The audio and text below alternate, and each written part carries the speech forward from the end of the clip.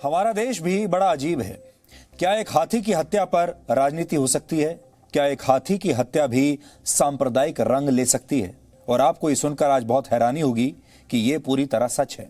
केरल में मारी गई हथिनी विनायकी पर अब राजनीति भी शुरू हो चुकी है।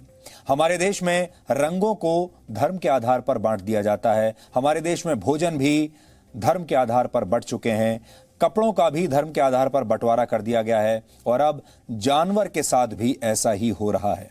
विनायकी की हत्या केरल के हिंदू बाहुल्य पलक्कड़ जिले में हुई थी या फिर मुस्लिम बाहुल्य मल्लापुरम जिले में, इसे लेकर अब धर्म की राजनीति शुरू हो गई है।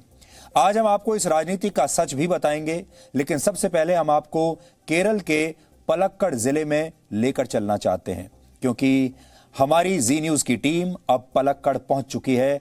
हमारी टीम ने ग्राउंड जीरो से इस हत्याकांड का पूरा सच जानने की कोशिश की है।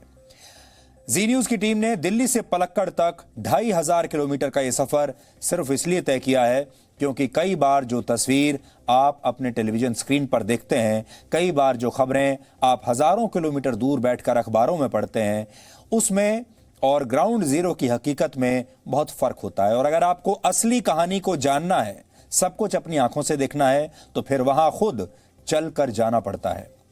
जब जी न्यूज की टीम पलक्कड़ में ग्राउंड जीरो पर पहुंची तो हमें भी विनायकी की हत्या की असली कहानी पता चली, जो शायद देश को कभी पता नहीं चलती अगर हम वहां न जाते तो।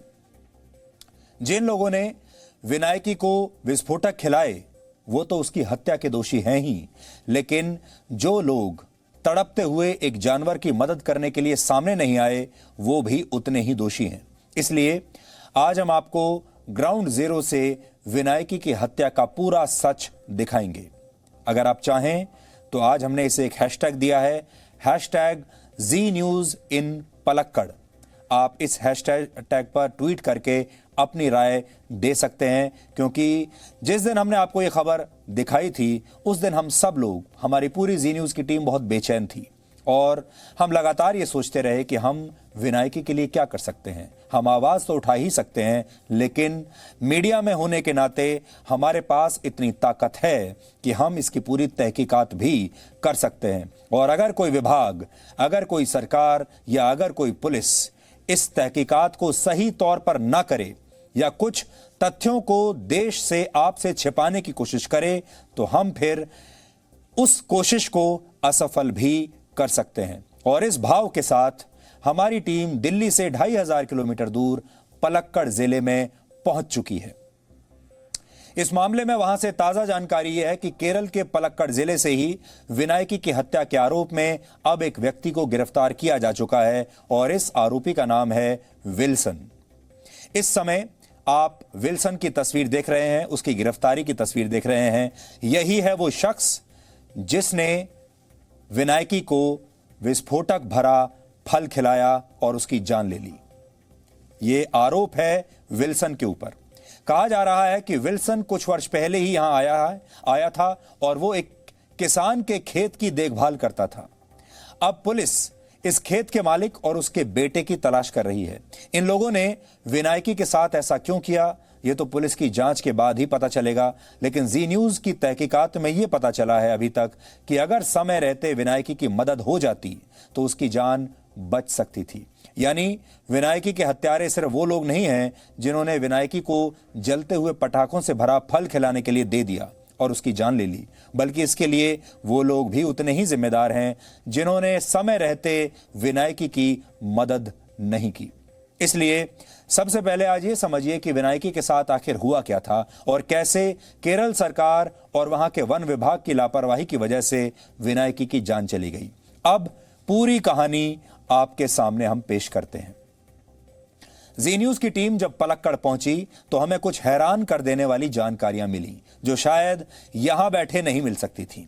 इन जानकारियों के मुताबिक जिस वेलियार नदी में विनायकी की मौत हुई वहां से करीब 4 किलोमीटर दूर एक गांव है जिसका नाम है चेलिकल। चेलिकल गांव में केले की खेती होती है और स्थानीय लोगों का दावा है कि इसी गांव में विनायकी को पटाखों से भरा हुआ एक नारियल खिलाया गया था। अब तक आपको यह बताया जा रहा था, हमें भी यही पता चला था कि विनायकी की हत्या के लिए उसे एक अनानास खिलाया गया था, एक अनानास का इस्तेमाल हुआ था। लेकिन जब हम वहां पहुंचे और हमने खुद वहां जांच की तो इस जांच में यह सामने आया कि यह फल अनानास नहीं था, बल्कि विनायकी को एक नारियल खिलाया गया था। कुछ लोगों का यह भी दावा है कि अपने खेतों को जंगली जानवरों से बचाने के लिए वहां के किसान अक्सर पटाखों से भरे फल खेत के बाहर रख देते हैं और शायद ऐसा ही एक फल विनायकी ने खा लिया होगा। विनायकी को जानबूझकर यह फल खिलाया गया या फिर उसने अनजाने में यह फल खा लिया, इसका खुलासा तो जांच के बाद ही होगा। लेकिन एक बात बिल्कुल साफ है कि इंसानों की और जानवरों की इस लड़ाई में एक जानवर यानी विनायकी बेमौत मारी गई। हमारी जांच में यह भी पता चला कि यह घटना आज से करीब 20 दिन पुरानी है। 20 दिन पहले यह हुआ था जब मुंह में पटाखे फटने की वजह से विनायकी बुरी तरह से घायल हो गई और तब उसने इधर उधर भागना शुरू किया और फिर 25 मई को विनायकी वेलियार नदी में पहुंच गई। विनायकी दर्द से लगातार तड़प रही थी और जब आसपास के गांव वालों को इसके बारे में पता चला तो उन्होंने इसकी सूचना वन विभाग को दी। लेकिन गांव वालों का कहना है कि वन विभाग की टीम ने विनायकी को नदी से बाहर निकालने की बजाय आग जलाकर और जोर जोर से घंटियां बजाकर उसे वहां से भगाने की कोशिश शुरू कर दी। लेकिन विनायकी वहां से भागी नहीं और रात होने पर वो पास के एक गांव में चली गई। इसके बाद 26 मई की सुबह 4 बजे विनायकी फिर से एक बार इसी नदी में पहुंच गई। जाहिर है विनायकी दर्द से परेशान थी, तड़प रही थी और शायद उसे पानी में खड़े रहकर कुछ आराम मिलता था। इसके बाद 26 मई की सुबह गांव वाले इस नदी के पास इकट्ठा हो गए और उन्होंने वन विभाग पर जानवरों के डॉक्टर को वहां बुलाने का दबाव बनाया। दोपहर को 60 किलोमीटर दूर से एक डॉक्टर वहां पहुंच तो गया, लेकिन वो विनायकी का इलाज नहीं कर पाया। इस दौरान विनायकी को बेहोश करने के लिए ना तो ट्रैंकुलाइजर्स का इस्तेमाल किया गया और ना ही कोई और व्यवस्था की गई। अच्छा यह होता कि उसे बेहोश कर दिया जाता ताकि उसे कुछ देर के लिए दर्द से राहत मिलती। 26 मई को पूरे दिन विनायकी इसी नदी में खड़े खड़े दर्द से तड़पती रही, लेकिन वन विभाग या डॉक्टरों की टीम उसकी कोई मदद नहीं कर पाई। ये डॉक्टर उसकी ना तो मदद कर पाए, ना ही दर्द से उसे कोई राहत दिला पाए। और 2 दिन बीत जाने के बाद 27 मई की दोपहर को 2 प्रशिक्षित हाथी वहां पर लाए गए और विनायकी को इन 2 हाथियों के जरिए बाहर निकालने की कोशिश शुरू हुई। लेकिन तब तक बहुत देर हो चुकी थी और शाम 4:05 पर विनायकी ने वेलियार नदी में खड़े खड़े ही ऐसे ही दम तोड़ दिया। तस्वीरें आपके सामने हैं। यानी एक गर्भवती हथिनी 3 दिन तक तड़पती रही, लेकिन सरकार, प्रशासन, वन विभाग और तमाम डॉक्टर्स उसे ना तो बचा पाए और ना ही उसे कोई राहत दिला पाए। जाहिर है विनायकी की हत्या के लिए सिर्फ वो लोग जिम्मेदार नहीं हैं जिन्होंने उसके मुंह में विस्फोटक डाल दिए, बल्कि वो लोग भी उतने ही जिम्मेदार हैं जो 3 दिनों तक एक हथिनी को चुपचाप मरते हुए देखते रहे, लेकिन उसे बचाने के लिए कुछ नहीं किया। यह हाल तब है जब केरल सरकार का प्रतीक चिन्ह यानी एम्बलम हाथी है। सोचिए, ये वही राज्य सरकार है जो अपने चिन्ह में हाथी का प्रयोग करती है। यह केरल सरकार का एम्बलम है, उनका प्रतीक चिन्ह है जिसमें हाथी का इस्तेमाल किया गया है और वहां हाथियों की ऐसे हत्या हो रही है। इस प्रतीक चिन्ह के दोनों तरफ सूंड उठाए 2 हाथी खड़े हैं। यानी जिन हाथियों को केरल की पहचान माना जाता है, उन हाथियों को केरल की सरकार और वहां के सरकारी अधिकारी, वहां का वन विभाग बचाने में बिल्कुल असफल रहे। अब विवाद सिर्फ इस बात पर नहीं है कि विनायकी की हत्या किन लोगों ने की और उनका इरादा क्या था, बल्कि विवाद इस बात को लेकर भी है कि विनायकी की हत्या असल में हुई कहां पर। जैसा कि हम आपको पहले बता चुके हैं कि हमारे देश में हर चीज को धर्म के आधार पर बांट दिया गया है। हमारे देश में रंग धर्मों के आधार पर बंट चुके हैं, भोजन भी धर्म के आधार पर बंट चुके हैं, कपड़े भी धर्म के आधार पर बंट चुके हैं, जानवर भी धर्म के आधार पर बंट चुके हैं और अब विनायकी की हत्या कहां पर हुई, इस पर भी धर्म के आधार पर ही राजनीति शुरू हो गई है। 2 दिन पहले जब विनायकी की हत्या की खबर आई तो पहले यह बताया गया कि जिस नदी में विनायकी की मौत हुई है वो नदी केरल के मल्लापुरम में है। इसके बाद केरल सरकार ने कहा कि यह इलाका पलक्कड़ जिले में है और यहीं से इस विवाद की शुरुआत हुई। आपने अक्सर देखा होगा कि भारत में किसी शहर में जब कोई अपराध होता है तो कई बार पुलिस ये कहकर जांच से बचती है कि घटनास्थल उनके थाना क्षेत्र में, उनके इलाके के अंतर्गत नहीं आता, बल्कि किसी दूसरे थाना क्षेत्र के अंतर्गत आता है। यानी विनायकी की हत्या के मामले में भी यही हो रहा है। लेकिन इस बार विवाद थाना क्षेत्र को लेकर नहीं है, बल्कि विवाद के केंद्र में धर्म है। इसलिए अब विवाद इस बात पर है कि विनायकी की हत्या किस डिस्ट्रिक्ट में हुई है। एक मृत हाथी पर कुछ लोग कैसे धर्म की राजनीति कर रहे हैं, आज हम आपको यह बताएंगे। लेकिन पहले यह समझ लीजिए कि मल्लापुरम और पलक्कड़ को लेकर यह विवाद और कंफ्यूजन क्या है। केरल के वन विभाग की वेबसाइट के मुताबिक पलक्कड़ और मल्लापुरम जिलों के बीच एक राष्ट्रीय उद्यान है जिसका नाम है साइलेंट वैली नेशनल पार्क। इस नेशनल पार्क में कई तरह के वन्य जीव पाए जाते हैं, जिनमें हाथी भी एक है। साइलेंट वैली नेशनल पार्क का बफर जोन 148 वर्ग किलोमीटर का है और इसी वजह से इसकी सीमाएं पलक्कड़ और मल्लापुरम दोनों से मिली हुई हैं, दोनों से लगी हुई हैं। और कहा जा रहा है कि विनायकी इसी नेशनल पार्क से खाने की तलाश में गांव की तरफ आ गई। एक हाथी वैसे तो एक दिन में 195 किलोमीटर तक चल सकता है, लेकिन औसतन एक हाथी एक दिन में 25 किलोमीटर का सफर तय करता है। घायल होने के बाद विनायकी शायद इतना लंबा सफर तो तय नहीं कर पाई होगी, लेकिन संभव है कि इन 20 दिनों के दौरान उसने कुछ दूरी तो जरूर तय की होगी।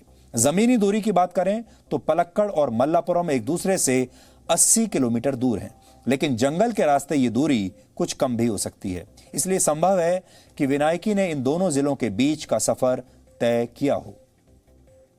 लेकिन इस विवाद का फायदा उठाकर धर्म की राजनीति करने वालों ने अब जानवर को भी इसमें घसीट लिया है और इसके लिए पलक्कड़ और मल्लापुरम की जनसंख्या और डेमोग्राफी को आधार बनाया जा रहा है। शुरुआत में केरल सरकार की तरफ से भी कई बयानों में विनायकी की मौत की जगह को मल्लापुरम बताया गया था और अब बाद में यह कहा जा रहा है कि यह हत्या मल्लापुरम में नहीं बल्कि पलक्कड़ जिले में हुई है।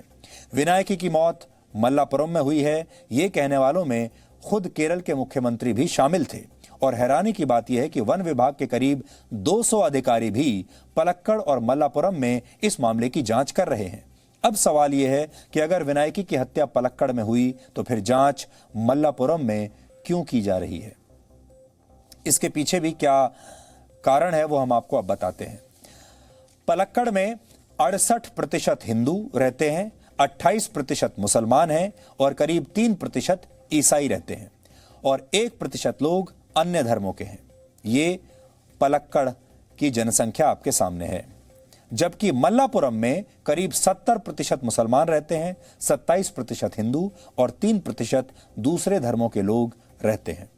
यानी दोनों जिलों की जनसंख्या के बीच इस अंतर को आधार बनाकर ही अब कुछ लोग इस पर धर्म की राजनीति कर रहे हैं। कुछ लोगों का दावा है कि केरल की सरकार अब जानबूझकर पलक्कड़ का नाम ले रही है, जबकि इस तर्क का विरोध करने वाले कह रहे हैं कि जब हथिनी की मौत पलक्कड़ में हुई है तो फिर इसमें परेशानी की बात क्या है।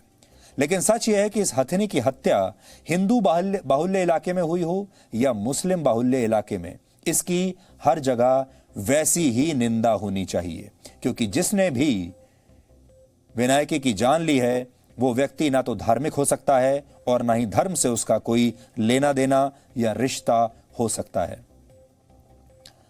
द इकोनॉमिस्ट इंटेलिजेंस यूनिट की एक रिपोर्ट के मुताबिक 2015 से 2020 के बीच यानी 5 सालों में दुनिया के जिन शहरों की जनसंख्या सबसे ज्यादा तेजी से बढ़ी है उनमें पहले नंबर पर मल्लापुरम है, जिसकी जनसंख्या 44% की रफ्तार से बढ़ी है। जबकि दूसरे नंबर पर वियतनाम का शहर कानथो है और तीसरे नंबर पर चीन का शहर सुकियान है।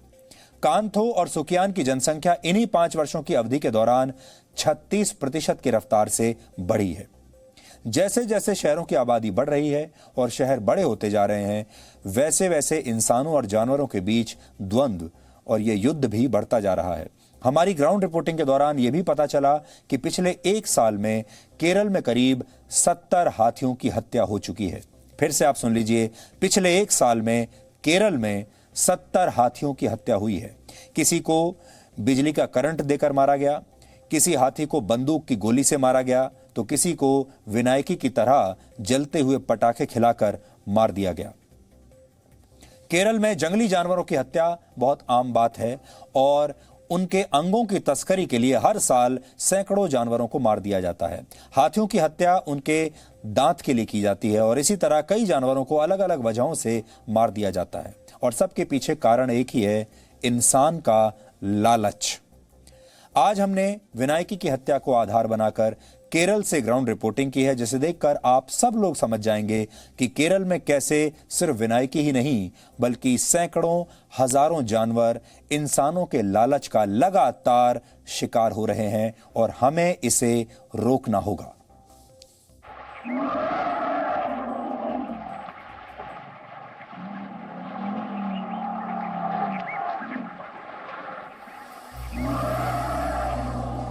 एक मादा हथनी की हत्या जी न्यूज के लिए सिर्फ एक खबर नहीं थी,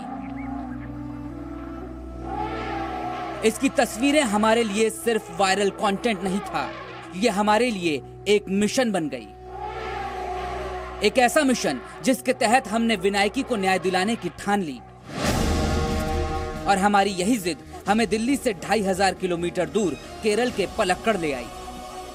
25 मई को सुबह सुबह चेलिक्कल इलाका, जो कि यहाँ से पहाड़ी पर लगभग 3 से 4 किलोमीटर की दूरी पर है, वहां से हथनी चलकर 25 मई की सुबह यहाँ वेलियार नदी में पहुंचती है। क्योंकि वो अंदर से उसका मुंह पूरी तरह से जल रहा था, जबड़ा बताया जा रहा था कि सड़ गया था। और फॉरेस्ट के अधिकारी जब यहाँ पर पहुंचे तो सबसे पहले उन्होंने हथनी को भगाने के लिए कि हथनी इस नदी से भागकर कहीं और चली जाए तो यहाँ पर घंटी बजाई। घंटी बजाने से हथनी नहीं भागी क्योंकि बहुत ज्यादा उसको घाव था। और आप उसके बाद ये जो इलाका देख रहे हैं, ये जो पोर्शन यहाँ पर देख रहे हैं, यहाँ आग लगाई गई ताकि आग देखकर हथनी यहाँ से भाग जाए। और आग जो लगाई गई वो आप यहाँ पर देख सकते हैं, लकड़ी पर आग के जले हुए निशान भी आपको दिखाई पड़ेंगे। तो इस तरह से सबसे पहले 25 मई को हथनी को यहाँ से भगाने की कोशिश की गई, लेकिन हथनी इतनी गंभीर अवस्था में थी कि वो यहाँ से कहीं हिल नहीं सकती थी। वो बार बार अपनी सूंड को पानी में ले जा रही थी ताकि उसे कुछ राहत मिल जाए। ये सब होने के बावजूद वन विभाग के अधिकारी देखते रहे, ग्रामीण यहाँ पर लगातार मदद की अपील करते रहे अधिकारियों से, सरकार से, लेकिन हथनी की मदद 25 तारीख को नहीं की गई। यहाँ पर आकर जरूर देखा, उसे भगाने की कोशिश की गई और फिर देर रात हथनी यहाँ से निकलकर ग्रामीण इलाके में पहुंच गई और वहां से फिर ग्रामीणों ने किसी तरह से हथनी को दोबारा वहां से भगाया और फिर 26 मई की सुबह 4 बजे एक बार फिर वेलियार नदी में हथनी यहां आकर पहुंच गई। 26 मई की सुबह 1 बजे एक बार फिर वेलियार नदी में हथनी यहां आकर पहुंच गई। 26 मई की सुबह एक बार फिर से वन विभाग के अधिकारी इस थय्यम कुंडू घाट पर पहुंचे, जो कि वेलियार नदी का है, और यहीं पर थय्यम कुंडू इलाके में एक बार फिर से ग्रामीण इकट्ठा हुए और हथनी की जो दर्दनाक स्थिति थी, जो दयनीय स्थिति थी, वो किसी से देखी नहीं जा रही थी। ग्रामीणों ने जी न्यूज को बताया कि उस वक्त हथनी बिल्कुल तड़प रही थी और एक तरह से ग्रामीण हथनी के बिहाव पर सरकार से मदद मांग रहे थे। और आप सोचिए, 25 मई की घटना, पहला डॉक्टर 26 मई को दोपहर 1:30 बजे बुलाया जाता है, वो भी 60 किलोमीटर दूर से। जब 1:30 बजे वो डॉक्टर पहुंचता है यहाँ पर 26 मई को, वो डॉक्टर कुछ नहीं करता है।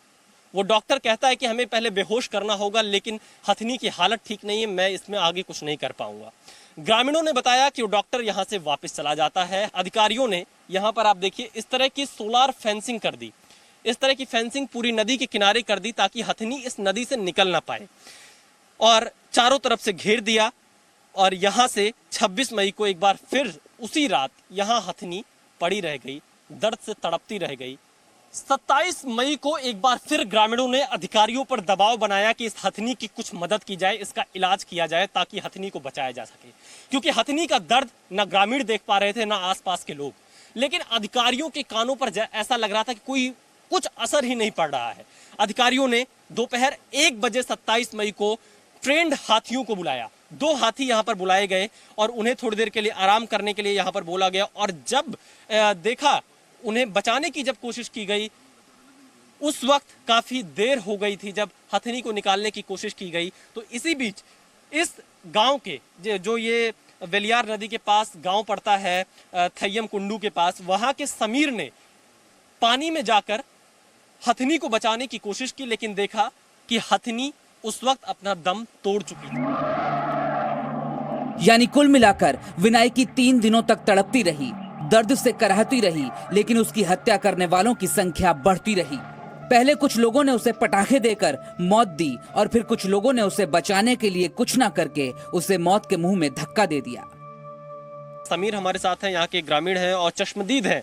सबसे प्रमुख चश्मदीदों में से एक हैं जो कि लगातार 25 से 28 मई तक, जब तक हथनी का अंतिम संस्कार नहीं कर दिया गया, तब तक यहाँ पर मौजूद थे। समीर, 25 मई को क्या हुआ था? कहाँ से हथनी आई थी? कैसे कुछ क्या हुआ?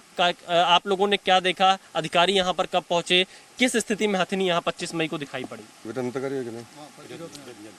25-ാം തീയതി രാവിലെ 6 മണിയോടുകൂടി ഇവിടേക്ക് തോട്ടം തൊഴിലാളികൾ ടാപ്പിങ്ങിന് പോകുന്ന ഒരു ആൾ ഈ ആനയെ ഇവിടെ വെച്ച് ഏകദേശം ഈ ഏരിയയിൽ വെച്ച് കാണുകയും 5 बजे का सुबह ये टैपिंग, मतलब ये रबर का टैपिंग लेबर लोग है, उन लोग आके पहले हाथी को इधर देखा।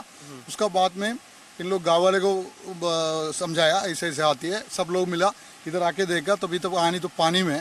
उसके बाद में फॉरेस्ट को डिपार्टमेंट में इन लोग इन्फॉर्म किया, तो फॉरेस्ट डिपार्टमेंट लोग आ गया इधर। तो उसके बाद में इन लोग इधर आग लगा के देखा और उसके बाद में पटाखा तोड़ के देखा और टीन बजा के देखा हाथी को कैसे भी जंगल में वापस भेजने के लिए। तभी उसका मुंह में ज्यादा से चोट लगा हुआ है, वो चोट से बहुत बदबू भी मार रहा है और पक गया हुआ है चोट है, इसके लिए हाथी पानी में ही है। उस 25 तारीख नाइट तक। स्थानीय पत्रकार जयप्रकाश भी बताते हैं कि विनायकी की हत्या के लिए कैसे सिर्फ वो 3 लोग नहीं बल्कि पूरा प्रशासन जिम्मेदार है। फॉरेस्ट लोग कैसे भी इसको ऊपर चढ़ने के लिए कोशिश करना सकता था, लेकिन क्यों वो मालूम नहीं है। उतना सब गवर्नमेंट इतना परफेक्ट है, लेकिन ये लोग क्या किया, वो उसके लिए ऊपर हाथी को ऊपर लाने के लिए वो कोशिश नहीं किया है। यानी हथनी को बचाने की पूरी कोशिश नहीं की गई? नहीं किया। पलक्कड़ की वेलियार नदी में 3 दिन तक असहाय दर्द के साथ खड़ी रहने वाली विनायकी अकेली नहीं है, बल्कि केरल में सैकड़ों हाथी और दूसरे जानवर हर साल ऐसी ही निर्मम मौत मारे जाते हैं। पिछले 1 साल में हुई है, कितने हाथियों की मर्डर यहाँ पर पिछले 1 साल में हुई है? इन फॉरेस्ट में 17 एलिफेंट मर गया था इन पिछले साल में। ये मर्डर हुआ था, इनका हत्या की गई थी? हमको नहीं मालूम। कैसा, किस प्रकार का डेथ था ये? किन किन चीजों से डेथ की जाती थी इन हाथियों की, जो 70 हाथियों की मौत हुई है? അതായത് പല കാരണങ്ങളെ കൊണ്ട് ആനകൾ ചെരിയുന്നുണ്ട് കാടുകളിൽ. ഒന്ന് ഇതേപോലെ തന്നെ സ്ഫോടക വസ്തുക്കളും കാര്യങ്ങളും വെച്ചിട്ടും അതേപോലെ ഇലക്ട്രിക് ഷോക്ക് അടിച്ച് ട്രെയിൻ ഇടിച്ച് എല്ലാം ചെരിയുന്നുണ്ട്. पॉइजन से, ऐसे एक्सप्लोसिव से और ट्रेन मार के और इलेक्ट्रिक शॉक से और जेसीबी से ऐसे करके कम से कम 17 आदमी मर गए। उसको पीछे का कारण क्या है वो भी अभी तक नहीं पता है। हाथियों के संरक्षण के लिए काम करने वाले शरद भी शशि कुमार की बातों से इत्तेफाक रखते हैं। शरद का मानना है कि जंगलों पर सिर्फ जानवरों का हक है और इंसानों का लालच इस द्वंद्व का कारण बन रहा है और इस संघर्ष में कभी इंसान तो कभी जानवर मारे जाते हैं। That is actually, to be frank, that is actually agriculture matter. The people who are doing their agriculture in their village town, they are kept that for their cultivation. They have kept that for local animals, like, you know. But you don't think it's a very shocking? It is never for an elephant. It is never. It was, unfortunately, the elephant came and take the cracker and ate. इन सब के बीच कुछ लोगों ने इस पूरे हत्याकांड को धार्मिक रंग दे दिया है और इस बात पर बहस छेड़ दी है कि विनायकी की हत्या मुस्लिम बाहुल्य मल्लापुरम में हुई या हिंदू बाहुल्य पलक्कड़ में। बीजेपी की सांसद और पशुओं के अधिकारों की आवाज उठाने वाली मेनका गांधी भी कहती हैं कि ये केरल सरकार की लापरवाही है और अब इसे धार्मिक रंग देकर गुनहगारों को बचाने की साजिश हो रही है। मालूम नहीं, उनको लगता है कि मल्लापुरम में मुसलमान है, पलक्कड़ में हिंदू हैं। अभी हमें इससे क्या मतलब है कौन मुसलमान है कौन हिंदू है? मुझे हाथी को क्या परवाह है? मैं कह रही हूँ जब 100 हाथियों आपने मारे हैं, हमें क्या फर्क पड़ता है किसने मारा? केरल पुलिस इस हत्याकांड के एक आरोपी को गिरफ्तार कर चुकी है, लेकिन अभी भी विनायकी के असली गुनहगार गिरफ्त से बाहर हैं और जब तक विनायकी को इंसाफ नहीं मिल जाता हम अपनी इस मुहिम को ठंडा नहीं पड़ने देंगे। केरल के पलक्कड़ से विशाल पांडे, जी मीडिया। हाथी को भारतीय संस्कृति में देवता स्वरूप माना जाता है। भगवान गणेश का एक नाम विनायक भी है, जैसा आप सब जानते हैं, और मान्यता यह भी है कि भगवान गणेश के देवी स्वरूप को विनायकी कहते हैं, और इसीलिए हमने इस हथनी का नाम विनायकी रखा है, ताकि देश इसे हमेशा विनायकी के नाम से याद रखे। और विनायकी ने तो एक तरीके से अपनी कुर्बानी दे दी, लेकिन इसके बाद हम बाकी के जानवरों की रक्षा करें, ये पूरे देश को प्रण लेना चाहिए इस घटना के बाद। और अभी अभी इस रिपोर्ट के दौरान आपने बीजेपी की सांसद मेनका गांधी का बयान सुना होगा, जिसमें वो विनायकी की हत्या पर लगातार सवाल उठा रही थी। आपको ये भी याद होगा कि मेनका गांधी जानवरों को लेकर हमेशा कैंपेन्स चलाती रही हैं, सवाल उठाती रही हैं, और एनिमल राइट्स को लेकर बहुत एक्टिव रही हैं हमेशा से। और जब से विनायकी की हत्या का मामला आया है, मेनका गांधी ने इस मुद्दे को बहुत ज़ोर शोर से उठाया है, और केरल की सरकार से वो तमाम मुश्किल सवाल वो पूछती आ रही हैं पिछले 2 दिनों से, जो शायद केरल की सरकार को अच्छे नहीं लग रहे होंगे।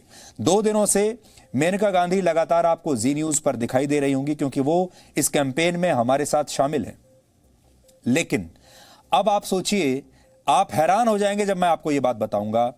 अब मेनका गांधी के खिलाफ केरल में इस मुद्दे पर एक एफआईआर दर्ज कर ली गई है, और उन पर भड़काऊ बयान देने का आरोप लगे हैं।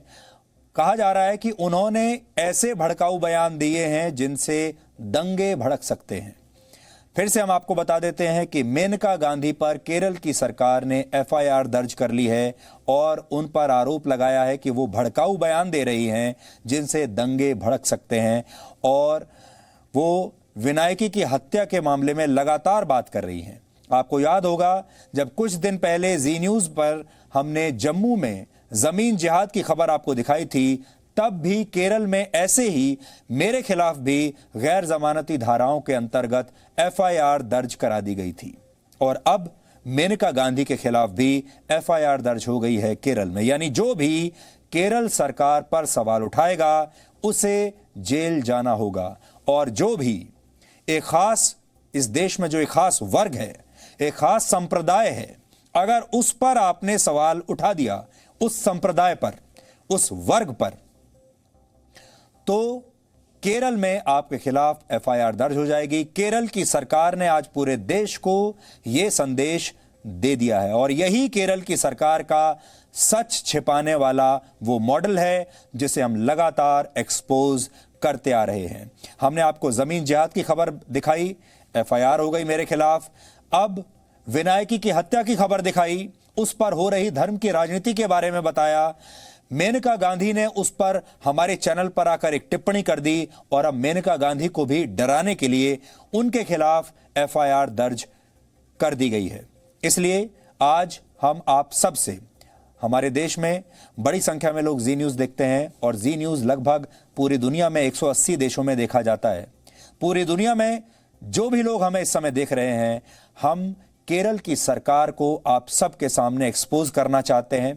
हम बताना चाहते हैं कि भारत में जरूर लोकतंत्र हो, भारत के संविधान में जरूर अभिव्यक्ति की आजादी के बारे में लिखा हो, लेकिन भारत का एक ऐसा राज्य है जहां लोकतंत्र नहीं है, अभिव्यक्ति की आजादी नहीं है, और उस राज्य का नाम है केरल। और सबूत के तौर पर हम आपको बता सकते हैं कि जब मैं जम्मू से एक खबर करता हूं जमीन जिहाद, तो केरल में एफआईआर होती है, और जब दिल्ली में बैठकर मेनका गांधी, जो कि खुद एक सांसद हैं, वो जब केरल की सरकार पर सवाल उठाती है एक हाथी की हत्या को लेकर, तो भी केरल में उनके खिलाफ एफआईआर दर्ज हो जाती है। पूरी दुनिया को इसका संज्ञान लेना चाहिए। पूरी दुनिया में ह्यूमन राइट्स एक्टिविस्ट जितने लोग हैं, जो अपने आप को समझते हैं कि वो मानव अधिकारों के चैंपियन हैं, जो कहते हैं कि अभिव्यक्ति की आज़ादी के बारे में वो बड़ी बड़ी बातें करते हैं, जो लोग ये कहते हैं कि हम छीन कर लेंगे आज़ादी, वो तमाम लोग जो अपने आप को लिबरल्स कहते हैं, उन तमाम लोगों को आज मैं ये कहना चाहता हूं कि आप देखिए कि केरल में क्या हो रहा है, और क्या आप में से एक व्यक्ति के अंदर भी इतनी हिम्मत है कि आप बाहर निकलकर सामने आएं और केरल की सरकार के खिलाफ एक लफ्ज भी बोलकर दिखा दें, या सोशल मीडिया पर भी लिखकर दिखा दें। मैं आज इस देश के और दुनिया के सारे लिबरल्स को ये चुनौती दे रहा हूं सारे ह्यूमन राइट्स के चैंपियंस को यह चुनौती दे रहा हूं, उन सारे एक्टिविस्ट वकीलों को चुनौती दे रहा हूं जो बात बात पर सुप्रीम कोर्ट जाते हैं, जो आतंकवादियों के भी अधिकारों की बात करते हैं। उन सारे लोगों को आज हमारी यह चुनौती है, बाहर निकलें और केरल की सरकार के खिलाफ एक भी लफ्ज बोलकर आप दिखा दें, वरना मान लें कि केरल में लोकतंत्र नहीं है, केरल में अभिव्यक्ति की आजादी नहीं है। भारत का संविधान पूरे भारत में चलता होगा लेकिन केरल में नहीं चलता। और देखिए कितनी शर्मनाक बात है कि एक हाथी की हत्या हो गई और उस पर भी केरल जैसे राज्य में राजनीति हो रही है, धर्म की राजनीति हो रही है, और बार बार वो हत्या कहां हुई है उसकी जगह, उसके डिस्ट्रिक्ट बदले जा रहे हैं। और अब मेनका गांधी जो कि एक ह्यूमन राइट एक्टिविस्ट के बारे में तो हम इतना बात करते हैं, जो कि एनिमल राइट्स एक्टिविस्ट हैं, उनके खिलाफ भी सिर्फ इसलिए क्योंकि उन्होंने विनायकी को लेकर इस मुद्दे को उठाया, उन पर भी एफआईआर दर्ज कर दी। केरल में विनायकी की हत्या सिर्फ एक जानवर की हत्या नहीं है, बल्कि ये इंसानों और प्रकृति के बीच बिगड़ते संबंधों की भी हत्या है। ये विडंबना है और बहुत दुख की बात है कि हम विनायकी की हत्या का विशेषण आज ऐसे दिन कर रहे हैं जिस दिन पूरी दुनिया विश्व पर्यावरण दिवस मना रही है। आज ही विश्व पर्यावरण दिवस है, लेकिन विनायकी की हत्या से सवाल उठता है, क्या इंसानों को पर्यावरण दिवस मनाने का कोई हक होना भी चाहिए? क्या पूरे साल में सिर्फ एक दिन प्रकृति और पर्यावरण की बात करके हम उन सब अपराधों से मुक्ति पा सकते हैं जो हम प्रकृति और पर्यावरण के खिलाफ करते हैं? उदाहरण के लिए पूरी दुनिया में जिन हाथियों को हर साल हजारों की संख्या में मार डाला जाता है, वो हाथी अगर विलुप्त हो गए तो उनके साथ पेड़ों की लाखों प्रजातियां भी विलुप्त हो जाएंगी। हाथी जब पेड़ पौधे खाते हैं तो इस दौरान वो उनके बीजों को भी एक जगह से दूसरी जगह पहुंचाते हैं, लेकिन हाथियों की घटती संख्या की वजह से ये प्रक्रिया भी बाधित हो रही है और हाथियों के विलुप्त होने के साथ साथ पेड़ों की कुछ विशेष प्रजातियों के विलुप्त होने का खतरा भी पैदा हो गया है।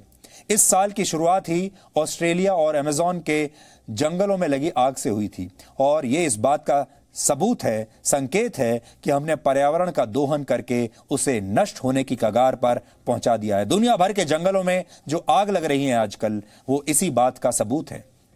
कोरोना वायरस भी इसी दोहन का प्रमाण है, क्योंकि असीमित आजादी के नाम पर इंसान पर्यावरण को चोट पहुंचाने में कोई कसर नहीं छोड़ रहा और उसके पीछे जो सबसे बड़ा कारण है वो है इंसान का लालच। American museum of natural history के मुताबिक वर्ष 1970 में दुनिया की जनसंख्या आज के मुकाबले आधी थी। तब पृथ्वी पर 370 करोड़ लोग रहते थे और आज ये संख्या बढ़कर करीब 780 करोड़ हो चुकी है। 50 वर्षों की तुलना में इंसानों ने आज पृथ्वी पर कहीं ज्यादा जगह घेर ली है। 1970 तक इंसानों के पास रहने, जानवरों को चराने और खेती करने के लिए 4.5 करोड़ स्क्वायर किलोमीटर जमीन हुआ करती थी, जो अब बढ़कर करीब 5 करोड़ स्क्वायर किलोमीटर हो चुकी है। जिस क्षेत्रफल में इंसानों ने अपने रहने के लिए अपने घर बनाए हैं वो 50 वर्ष पहले की तुलना में 2,20,000 स्क्वायर किलोमीटर ज्यादा है।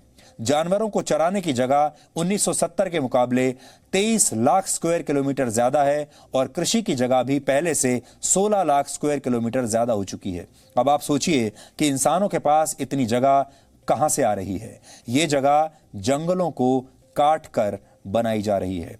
जानवरों के हिस्से की जमीन हड़पने का नतीजा यह हुआ है कि अब जानवर और इंसान एक दूसरे के ज्यादा करीब रहने लगे हैं और कोरोना वायरस जैसी महामारियां भी इसी का परिणाम है, क्योंकि प्रकृति के नियमों के अनुसार इंसानों और जंगली जानवरों के बीच एक निश्चित दूरी बहुत जरूरी है। 75% नए वायरस का जन्म इन्हीं जानवरों में होता है, जिससे आगे चलकर इंसान भी इनसे संक्रमित होते हैं। 1980 की तुलना में आज जानवरों की वजह से इंसानों में संक्रमण के मामले बहुत तेजी से बढ़ रहे हैं। 1980 से 1990 के बीच 10 वर्षों में जानवरों से इंसानों में संक्रमण के सिर्फ 991 मामले आए थे। 1990 से 2000 के बीच इनकी संख्या बढ़कर 1924 हुई, जबकि 2000 से लेकर 2010 के बीच इन मामलों की संख्या बढ़कर 3420 हो गई। प्रति व्यक्ति मीट प्रोडक्ट्स की खपत भी 65% तक अब बढ़ चुकी है। मीट प्रोडक्ट्स के उत्पादन के दौरान भारी मात्रा में कार्बन एमिशन होता है। प्रति व्यक्ति प्लास्टिक का उपयोग भी 447% तक बढ़ चुका है और प्लास्टिक पर्यावरण के लिए सबसे खतरनाक चीजों में से एक मानी जाती है। आज हमारी हवा में 50 वर्ष पहले के मुकाबले 26% ज्यादा कार्बन डाइऑक्साइड है और इसकी वजह से हमारे समुद्र भी, हमारे ओशियंस भी पहले से ज्यादा गर्म हो रहे हैं और उनमें तेजाब की मात्रा 4% तक बढ़ चुकी है। 1970 से लेकर अब तक पृथ्वी का तापमान भी करीब 1% तक बढ़ चुका है और इसी को आप ग्लोबल वार्मिंग कहते हैं। यानी इंसानों ने प्रकृति का दोहन करने के नाम पर न सिर्फ जानवरों से उनकी आजादी और उनके अधिकार छीन लिए, बल्कि खुद अपना भी बहुत बड़ा नुकसान किया है। इसलिए पर्यावरण दिवस के मौके पर आज आपको प्रकृति और जानवर दोनों को बचाने का प्रण जरूर लेना चाहिए और इस बात पर जरूर गौर करनी चाहिए आपको कि इंसान को बहुत तरह के अधिकार चाहिए थे, बहुत तरह की आज़ादी चाहिए थी। इंसान असीमित आज़ादी चाहता है। वो चाहता है कि उसे कुछ भी बोलने की आज़ादी होनी चाहिए, कहीं भी रहने की आज़ादी होनी चाहिए, कुछ भी खाने पीने पहनने की आज़ादी होनी चाहिए। हर तरह की आज़ादी इंसान चाहता है और अब अपने इन अधिकारों में इंसान ने बिना किसी को बताए एक अधिकार और जोड़ लिया है और वो है किसी को भी मार डालने का अधिकार, किसी को भी मार डालने की आज़ादी। ये आज़ादी इंसान को चाहिए और इंसान ने ये बिना किसी से पूछे ले भी ली है। आज पृथ्वी पर जो इंसान है, इंसान को, मनुष्य को श्रेष्ठ प्राणी माना गया है, लेकिन श्रेष्ठ प्राणी होने के नाते मनुष्य ने अपने आप ही ये मान लिया कि उसे किसी की भी हत्या करने का अधिकार है और वो अपने लालच के लिए, अपने खाने पीने के लिए, अपने फैशन के लिए, कपड़े के लिए, किसी भी चीज के लिए वो किसी की भी हत्या कर सकता है। आज आपको इस पर विचार करना होगा। यह असीमित अधिकार और असीमित आजादी नहीं चलेगी। No signal, no worry. Presenting Z News app with live TV, latest updates and expert opinion. Available on Google Play and App Store. Download it now.